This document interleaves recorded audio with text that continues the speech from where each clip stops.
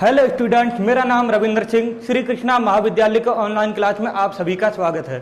आज मैं पढ़ाने जा रहा हूं बीएससी फर्स्ट ईयर के क्लासिकल मैकेनिक्स, जो कि हिंदी में बोलते हैं यांत्रिकी का पहला यूनिट।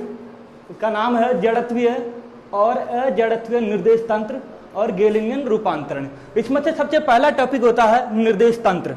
ये टॉपिक ठीक इसी तरह से है जैसे बचपन में इंग्लिश की किताब पढ़ते हैं तो सबसे पहले ABCD सिखाया जाता है, तो ठीक इसी प्रकार यांत्रिकी का ABCD है। तो निर्देश तंत्र यांत्रिकी का सबसे पहला टॉपिक है। तो कहने का मतलब ये हुआ कि सबसे पहले टॉपिक निर्देश तंत्र को अच्छी तरीके से क्लियर करते हैं और इसके कॉन्सेप्ट को समझते हैं कि वास्तव में निर्देश तंत्र क्या होता है। ठीक है, तो आइए समझते हैं क्या है निर्देश तंत्र की परिभाषा। क्या है कि किसी निकाय या पिंड जिसके सापेक्ष, यहां पर सबसे इंपॉर्टेंट वर्ड है जिसके सापेक्ष, बहुत ही महत्वपूर्ण शब्द है। हाँ, ध्यान देने बात है कि जिसके सापेक्ष कण की स्थिति को व्यक्त किया जाता है निर्देश तंत्र कहते हैं। तो यहां पर क्या बोल रहा है कि जिसके सापेक्ष। देखो, मैं एक आपको एग्जांपल से समझाता हूं। एक मार्कर ले लेते हैं, या फिर मान लो ये कण है, मैं आपसे पूछता हूं कि इसकी स्थिति बताइए। तो इसकी स्थिति तो मैं तभी बता पाऊंगा कि ये किसी के सापेक्ष किया जाए या फिर ये किसी के साथ तुलना किया जाए, ताकि मैं इसकी स्थिति को मैं बता सकूं। ठीक है, अब मैं पूछता हूं ये मार्कर मेरी तुलना में मेरे सापेक्ष इस मार्कर की स्थिति क्या है। तो मेरे सापेक्ष इस मार्कर की स्थिति देखो, मैं यहां पर हूं, मेरे से 5 सेंटीमीटर या 10 सेंटीमीटर दूर है और ये रुका हुआ है। अगर इस मार्कर को कोई मोटरसाइकिल वाला जो गाड़ी चला रहा है, अगर वो इस मार्कर को देखता है तो उनके लिए इस मार्कर की स्थिति क्या होगी। उनके लिए ये मार्कर पीछे गति करता हुआ प्रतीत होगा और जो जितनी दूरी है वो उतनी दूरी नाप लेंगे, लेकिन उनके लिए तो ये गति की अवस्था में होगा और मेरे लिए ये स्थिर अवस्था में होगा, यानी मेरे लिए रुका हुआ होगा। तो कहने का मतलब हुआ कि कण या पिंड को अगर स्थिति बतानी है तो किसी के साथ तुलना की जाएगी या किसी के साथ आप सापेक्ष किया जाएगा, तभी हम इस कण की स्थिति को बता सकते हैं। तो पूरी बात यह है कि हम एक फ्रेम लगाना होगा, यानी इसकी स्थिति बताने के लिए एक फ्रेम लगाना होगा। वो फ्रेम मैं हो गया, मैं निर्देश तंत्र हो गया। मेरी तुलना में ये मार्कर स्थिर अवस्था में है, जबकि अगर फ्रेम को मैं वहां लगा देता हूं मोटरसाइकिल वाले पास, तो उनके लिए ये गति की अवस्था में होते हैं। इंग्लिश में निर्देश तंत्र को फ्रेम बोलते हैं, इंग्लिश में फ्रेम। तो मैं कभी कभी मैं फ्रेम का वर्ड भी यूज कर सकता हूं। तो फ्रेम का मतलब हुआ निर्देश तंत्र। तो यानी किसी भी कण की स्थिति को बताने के लिए फ्रेम का इस्तेमाल किया जाता है। तो आइए समझते हैं दूसरे उदाहरण से, जो आपको बहुत ही सिंपल तरीके से समझ में आएगा। तो आइए इधर चलते हैं। यहां पर एक एग्जाम्पल है ट्रेन और प्लेटफॉर्म पर। ठीक है, देखते हैं। ट्रेन के अंदर 2 व्यक्ति बैठा है, A और B। ठीक है, और प्लेटफॉर्म पर बाहर एक व्यक्ति खड़ा है, C। A और B और C। मैं आपसे पूछता हूं कि कण B, यानी एक आदमी B, इसकी स्थिति बताइए, B की स्थिति बताइए। तो आप पूछेंगे कि सर मैं B की स्थिति में बताऊंगा, लेकिन आप ये बताओ कि किसके सापेक्ष किया जाए या किसके साथ तुलना करूं ताकि मैं B की स्थिति बता सकूं। तो मैं आपसे कहूंगा चलो ठीक है, A की तुलना में बताइए।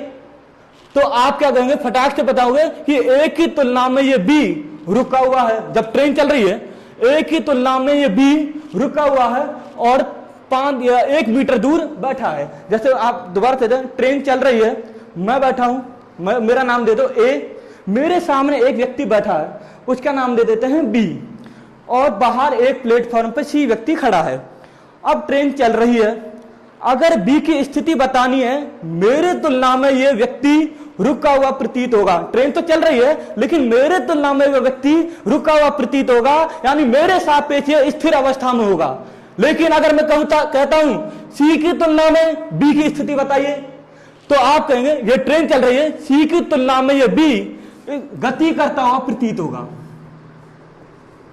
गति करता हुआ होगा।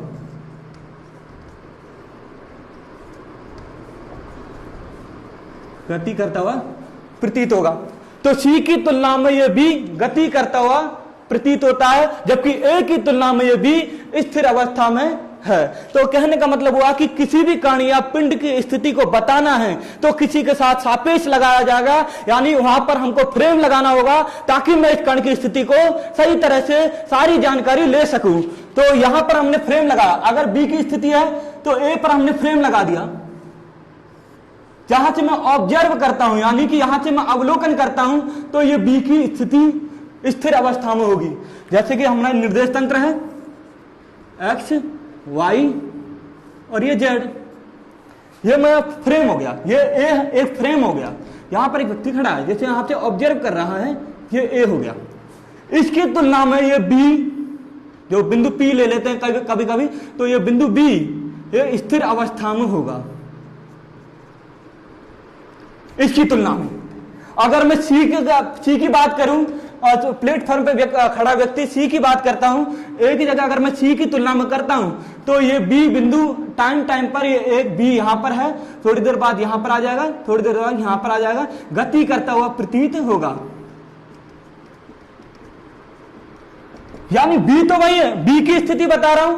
अगर निर्देश तंत्र बदल देता हूं, ए निर्देश तंत्र लगाता हूं तो ये स्थिर अवस्था में, अगर मैं सी निर्देश तंत्र लगाता हूं तो ये बी गति करता हुआ प्रतीत होगा।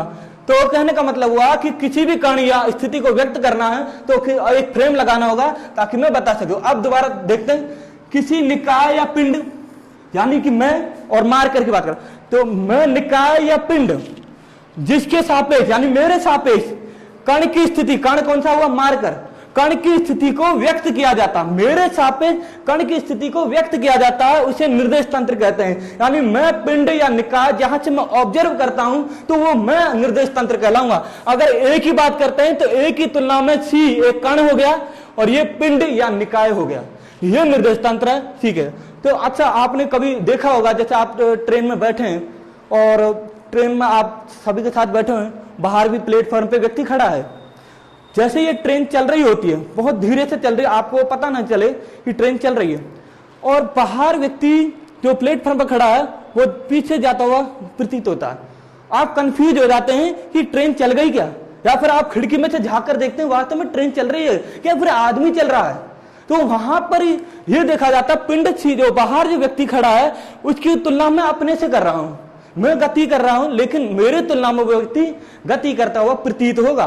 जैसे कि वो मार्कर की बात कर रहा था ना कि मोटरसाइकिल पे व्यक्ति जा रहा है लेकिन उनके लिए ये मार्कर गति करता हुआ प्रतीत होता है। तो ऐसे ही वो बाहर व्यक्ति वो खड़ा है, सी प्लेटफॉर्म पे खड़ा है, लेकिन ट्रेन चल रही है तो आपको ये लगता है कि प्लेटफॉर्म पे वो व्यक्ति खड़ा वो चल रहा है, हालांकि वो नहीं चल रहा।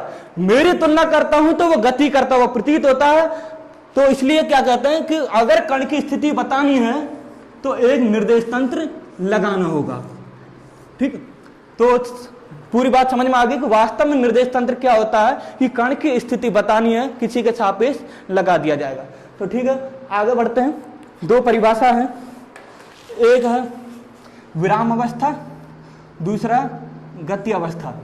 इन दोनों परिभाषा को पढ़ते हैं। विराम अवस्था, जब किसी कण की स्थिति में समय के सापेक्ष, यहां पर भी ये एक इंपॉर्टेंट वर्ड हो गया, समय के सापेक्ष कोई परिवर्तन नहीं होता है, अर्थात कण एक ही स्थान पर दिखाई देता है। देखो ये फ्रेम हो गया और ये बिंदु बी हो गया,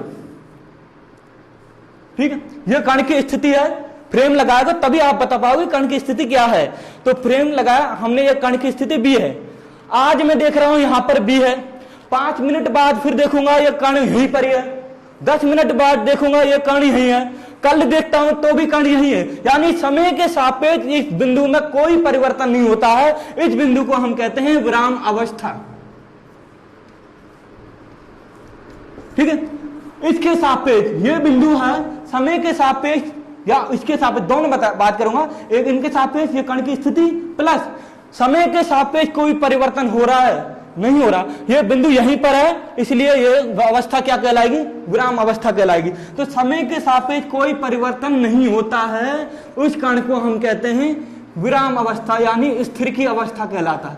अगला करते हैं, ये गति अवस्था यानी गति की अवस्था। इसको पढ़, यदि कण की स्थिति में समय के सापेक्ष परिवर्तन होता है, देखो ये निर्देश तंत्र हो गया और ये बिंदु बी हो गया, कण की स्थिति है, समय के सापेक्ष परिवर्तन होता है। आज मैं यहां देख रहा हूं, ये बिंदु बी यहां पर है, 5 मिनट बाद ये यहां चला जाता है, 10 मिनट बाद फिर ये यहां चला जाता है।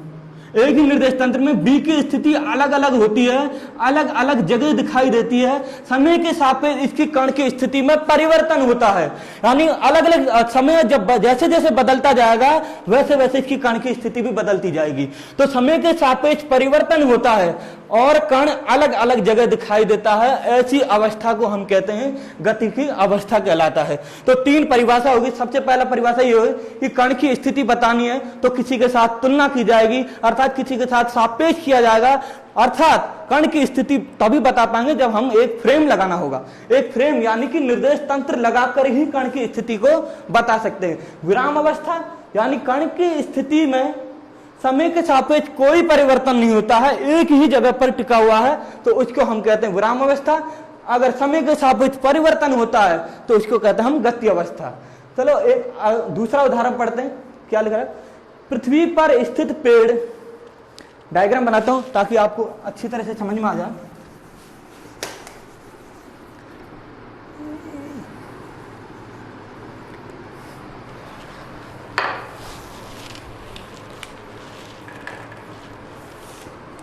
पृथ्वी पर स्थित पेड़,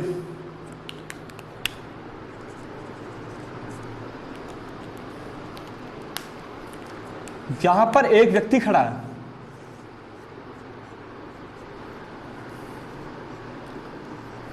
ये एक सूर्य है,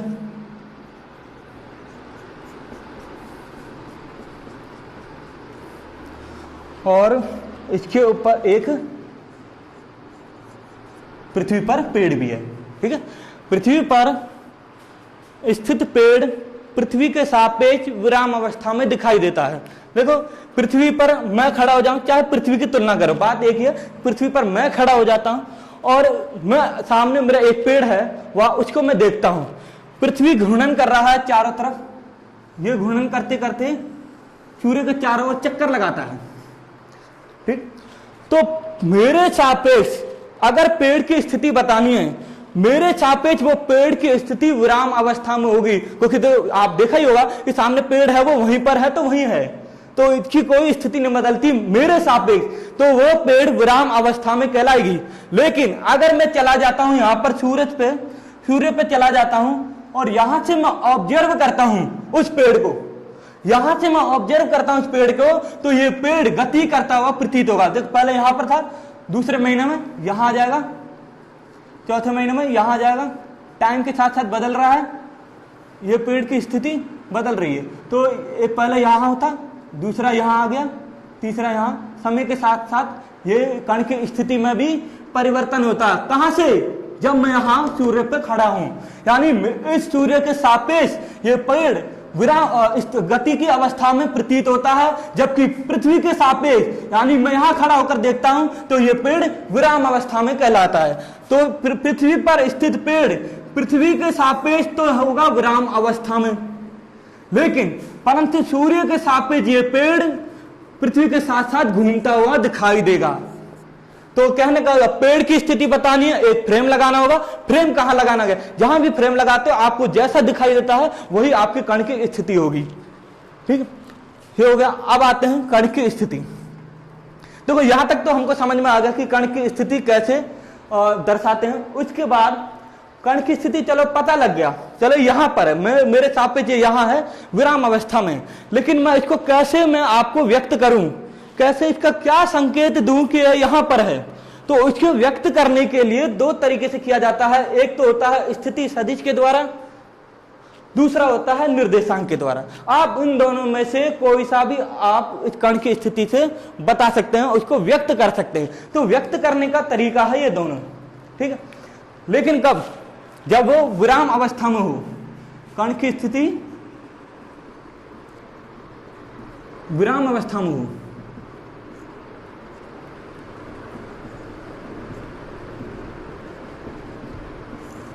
कण की स्थिति विराम अवस्था में हो तब मैं कण की स्थिति है वो 2 तरीके से किया जा सकता है। एक तो स्थिति सदिश के द्वारा, दूसरा निर्देशांक के द्वारा। तो चलो देखते हैं। देखो, मेरे पास एक मार्कर है, मैं यहां से मेरे यहां से ये रुका हुआ है। ठीक है, अब इसको व्यक्त करना है, तो इसको व्यक्त करने के लिए क्या करेंगे, मैं हाथ से इससे दूरी नापता हूं, यहां से मैंने दूरी नाप लिया, ज्यादा ये आ गया आपके पास 25 सेंटीमीटर दूर है, ठीक है, आपका रिजल्ट आ गया 25 सेंटीमीटर। एक तो ये हो गया प्लस 25 सेंटीमीटर, तो यहां से भी है, और यहां अगर इधर कर देता हूं, यहां से भी मेरा 25 सेंटीमीटर है, इधर कर देता हूं, यहां से मेरा 25 सेंटीमीटर है। लंबाई से भी कण की पूरी तरह से जानकारी नहीं मिलती है कि वास्तव में कण की स्थिति सही जगह पर बताओ कि यह कण यहां पर है, तो सही तरह से बताओ कि ये कैसे है, यहां से 25 सेंटीमीटर दूर है, प्लस में इसकी दिशा भी बताएं, ये कौन सी दिशा में है, ताकि मैं इन कण की पूरी तरह से जानकारी बता सकूं, ये कण यहां पर है। तो परिमाण जो कि 25 सेंटीमीटर, इसको हम बोलते हैं परिमाण, जो हमारे से दूरी है, प्लस इसकी दिशा, दोनों का ज्ञान हो तो ही मैं कण की पूरी तरह से स्थिति को मैं बता सकता हूं। तो परिमाण और दिशा दोनों का ज्ञान होना एक राशि होती है, आपने पढ़ा होगा, ऐसी राशि जिसमें परिमाण और दिशा दोनों का ज्ञान कराता हो उसे हम कहते हैं सदिश राशि। तो देखो यहां स्थिति सदिश के द्वारा, हम सदिश के द्वारा भी एक कण की स्थिति को व्यक्त कर सकते हैं। स्थिति तो ये हुआ कि जब विराम अवस्था में हो, जो कण स्थिर हो, ये एक्स हो गया, ये वाई, जेड, ये स्थिर हो, ये कण मैं मान लेता हूं बिंदु बी। इस कण की स्थिति बतानी है, मूल बिंदु से नापा जाएगा, क्योंकि मूल बिंदु पर ही एक आदमी होता है, वहीं पर हम प्रेक्षक होता है, यहीं से हम ऑब्जर्व करते हैं, मूल बिंदु से ऑब्जर्व किया जाता है, यहीं से हम खड़े होकर के हम देखते हैं, इसी को हम मूल बिंदु में बोलते हैं। ये एक प्रेक्षक है, यहां से दूरी नापी जाएगी, यहां से इतनी लंबाई होगी बिंदु बी, ये लंबाई होगी, ये आपका परिमाण बताएगा, परिमाण यानी कि आपकी लंबाई जो बताएगी, इस दूरी की राशि में जो परिमाण होता है वो आपकी लंबाई होती है। ये आपकी तो लंबाई होगी, मूल बिंदु से नापा जाएगा इस बिंदु बी का, तो आपका ये हो गया लंबाई, प्लस इसकी दिशा का भी ज्ञान होना जरूरी है, क्योंकि वो दिशा है ओ से बी की ओर, वो दिशा है ओ से बी की ओर। ये एरो का निशान भी लगाना जरूरी है, ओ से बी की ओर दिशा में इतने सेंटीमीटर दूर है, तो परिमाण प्लस दिशा दोनों का ज्ञान कराया, जिसे हम कहते हैं सदिश राशि। तो सदिश राशि को सही तरह से व्यक्त करने के लिए कैसे लिखा जाता है,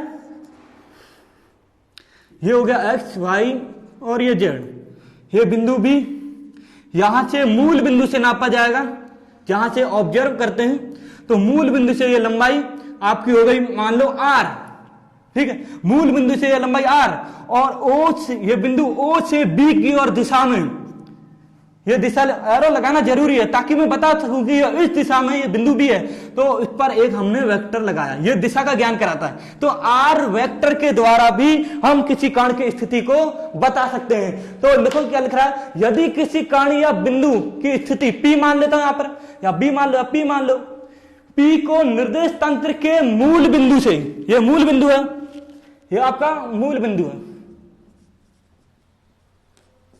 मूल बिंदु से ओ से मिलाने वाली रेखा से बनने वाला सदिश ओपी वेक्टर, या ओ नाम ऐसे भी दे सकते हैं ओपी, जो आपकी लंबाई है, और वेक्टर यानी कि आपकी दिशा, सदिश को इंग्लिश में बोलते हैं vector, OP vector, OP vector द्वारा प्रदर्शित करते हैं, तो इस सदिश को स्थिति सदिश कहते हैं। इसे अधिकांशतः आर वेक्टर द्वारा भी व्यक्त किया जाता है। तो अगर बिंदु पी की स्थिति को व्यक्त करना है, आर वेक्टर लगा दो तो आपको पूरी तरह से एक कण की स्थिति बता सकते हैं। एक तो ये तरीका हुआ, दो बात, कण की अगर स्थिति बतानी है एक निर्देश तंत्र लगाना होगा, और अगर इसको व्यक्त करना है तो उसकी लंबाई और इसकी दिशा, यानी मैं आर वेक्टर, यहां से आर वेक्टर दूर एक मार्कर की स्थिति है। तो एक तरीका तो ये हो गया जो कि सदिश के द्वारा किया जाता, परिमाण और दिशा दोनों का ज्ञान हो। एक होता है आपके निर्देशांक के द्वारा, जो कि बचपन से अपन पढ़ते आते हैं कि किसी भी ग्राफ में जब बनाते हैं तो यह बिंदु होगा P X comma Y comma Z, इस बिंदु P को निर्देशांक के द्वारा भी व्यक्त किया जाता है। अब इसे निर्देशांक कैसे व्यक्त करते हैं, तो आइए दोबारा से समझते हैं।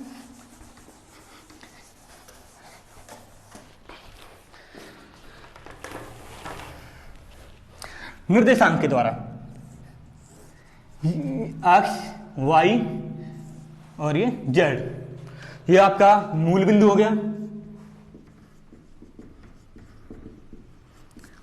और ये आपको बिंदु P जो कि स्थिति बतानी है,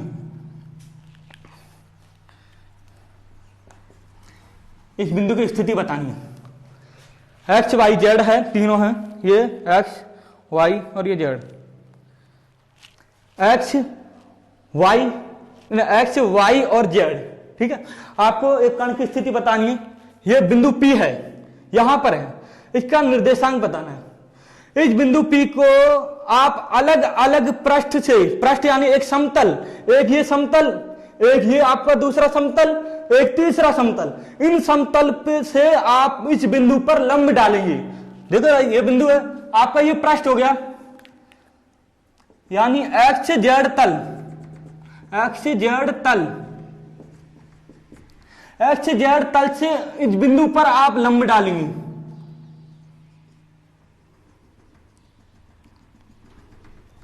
एक लंब डालेंगे इस बिंदु से, ठीक है, एक एक्स जेड तल से लंब डालेंगे। और ये कितनी लंबाई होगी इसकी, एक्स जेड तल से कितनी लंबाई होगी, वो कौन सी होगी लंबाई, वो लंबाई होगी आपकी वाई दिशा में, वाई अक्ष की जो लंबाई होगी वो आपकी वाई होगी। ये आपकी लंबाई में जो मिली है वो वाई हुई है। तो इसके अंदर कौन सा निर्देशांक बनाएंगे, इधर आएगा आपका वाई। एक डायरेक्शन तो हमको मिल गया, एक लंब डाल दिया जाता है ताकि बिंदु P को बता सकते हैं, लेकिन एक निर्देशांक से आप सही तरह से नहीं बता सकते। ये तो आप जैसे ये कह रहे हैं ना, एक्स वाई जेड, ये एक्स जेड तल हो गया, ये इस बिंदु P से हमने लंब डाला, जो लंबाई जो होगी वो यहां पर भी होगी। इन सभी जगहों पर एक ही y की जो मान है, y का मान लो मैं 10 वैल्यू 10 सेंटीमीटर है, तो यहां से 10 सेंटीमीटर यहां पर भी है, यहां पर भी है, यहां पर भी है। तो कहने का मतलब हुआ कि एक निर्देशांक से आप कण की स्थिति को सही तरह से व्यक्त नहीं कर पाओगे, तो हमें और निर्देशांक की भी आवश्यकता पड़ेगी। तो जैसे ही हमने यहां पर लंब डाला था, ठीक इसका भी इस पृष्ठ से भी लंब डाल दो, यानी कि एक्स वाई तल से, ये एक्स वाई तल से, ये एक तल हो गया आपका, ये एक्स वाई तल है, यहां से हमने लंब डाला है इस बिंदु P से।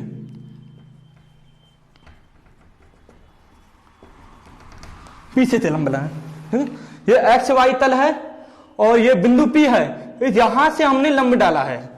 तो P से जो लंब डाला, तो एक्स वाई तल से जो लंब डाला गया उसकी लंबाई क्या होगी, उसकी लंबाई होगी जेड एक्स लंबाई होगी। तो यानी कि आपकी जो लंबाई मिली है वो आपकी जेड एक्स की मिली है, जेड लंबाई होगी। एक्स वाई तल से जो डाला गया लंब है उसका जो मान होगा वो आपका जेड होगा। तो एक्स को ये हो गया आपका वाई और जेड, दो निर्देशांक, जैसे एक निर्देशांक से ये हो गया, इधर सवाल से भी ये हो गया। अभी भी दो निर्देशांक से पूरी तरह से हम कण P की स्थिति को नहीं बता सकते, क्योंकि इसमें भी कंफ्यूज है। आप जैसे यहां से 10 सेंटीमीटर, यहां से 10 सेंटीमीटर, तो 10 सेंटीमीटर तो यहां से है, तो एक यहां पर भी है, यहां पर भी है 10 सेंटीमीटर, सबके बराबर है 10 सेंटीमीटर, एक लाइन की तरफ, एक लाइन के जैसे। लेकिन अगर हम यहां से भी हम डालते हैं लंब वाई जेड तल से, वाई जेड तल से हम लंब डालते हैं बिंदु P की तरफ, वाई जेड तल से जो लंब डाला जाता है वो उस लंब की लंबाई क्या होगी, वो एक्स अक्ष की होगी, वो लंबाई होगी आपकी अक्ष होगी। तो इसकी निर्देशांक में कौन सा आएगा, लंबाई अक्ष होगी। तो पूरी तरह से निर्देशांक क्या मिला हमारा, P अक्ष कोमा वाई कोमा जेड, यानी एक्स कौन सा लंबाई है, वाई जेड तल से डाला गया लंब की लंबाई, वाई कौन सा हुआ, वाई यानी जेड एक्स तल से डाले गए लंब की लंबाई, और जेड कौन सा हुआ, वाई एक्स तल से डाले गए लंब की लंबाई। तो P X comma Y comma Z से भी आप किसी कण की स्थिति को बता सकते हैं, या फिर आप सदिश के द्वारा भी बता सकते हैं। तो आप किसी भी तरीके से, या तो सदिश के द्वारा या फिर निर्देशांक के द्वारा किसी भी कण की स्थिति को बता सकते हैं। तो एक बार देख लेते हैं निर्देशांक की परिभाषा क्या है, कि किसी कण P की स्थिति एक्स वाई जेड अक्षों के बने तल पर डाले गए लंबों की लंबाइयों के द्वारा भी कण की स्थिति को बता सकते हैं। यानी इन तलों के, ये जो तल है और एक पीछे वाला तल और ये तल, इनसे जो लंब डाला गया है इनकी लंबाइयों से भी हम इस कण की स्थिति को बता सकते हैं। तो इसे बिंदु P तो P X, Y, Z के द्वारा भी व्यक्त किया जाता है। तो इसमें भी यही है, तो जैसा डायग्राम बनाया यहाँ पर भी है, ये FEDO एक तल हो गया, यहां से हमने लंब की लंबाई कौन सी होगी, Y अक्ष की होगी, क्योंकि ये Y अक्ष है, Y लंबाई। ठीक, ऐसे यहां पर भी एक लंब हो गया AFOB, एक तल हो गया। ठीक, तो यहां से हमने बिंदु P पर हमने लंब डाला, वो जो लंब की लंबाई होगी वो S अक्ष की होगी, तो ये लंबाई हमारी होगी X की। और तीसरा जो हमने लंब डाला पीछे की तरफ से OD, C और B, ये जो है वह तल, पीछे से हमने इस बिंदु पर हमने एक लंब डाला, तो इस लंब की लंबाई कौन सी होगी, Z अक्ष की होगी, ये लंबाई होगी आपकी Z अक्ष की। तो X, Y और Z इन तीनों के निर्देशांक के द्वारा भी आप किसी कण की स्थिति को सही तरह से बता सकते हैं। तो एक स्थिति सदिश के द्वारा, दूसरा निर्देशांक के द्वारा भी आप कण की स्थिति बता सकते हैं। तो कुल मिला के बात हुआ कि किसी कण की स्थिति को बताना है तो एक निर्देश तंत्र लगाना होगा, और समय के सापेक्ष अगर कोई परिवर्तन नहीं होता है तो वो होता है विराम अवस्था, अगर समय के सापेक्ष अगर वो परिवर्तन होता है तो वो क्या होगा, गति अवस्था। और कण की स्थिति को व्यक्त करना है तो उसके दो तरीके होते हैं, एक स्थिति सदिश के द्वारा, दूसरा निर्देशांक के द्वारा। सदिश में परिमाण और दिशा दोनों का ज्ञान होता है, जिसे हम R वेक्टर के द्वारा निरूपित करते हैं, दूसरा निर्देशांक के द्वारा जो कि P, X, Y, Z के द्वारा भी हम निर्देशांक बता सकते हैं। अब आगे चलते हैं, आगे हमने कण की स्थिति बताएंगे गतीय अवस्था में, जो कि अगले लेक्चर में बता दिया जाएगा। धन्यवाद।